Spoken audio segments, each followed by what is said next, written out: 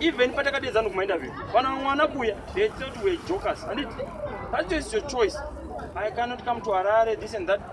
That's your choice. Only tell them they can waste their time. They stand here the whole day. Don't listen to those this and that. You can record me. I don't mind. It's fine. Carry on, record to me. It's fine. But what will that do to me? Nothing. My message is no. My tumira na mchinyebrand.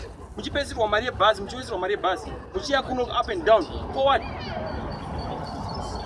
Sorry guys. Msanyebro na wana. Udaji tikazingida ndoma toda uti 80% mandebele. Modaita 99% already almost 100. So I'm going to 80% of visa or remote to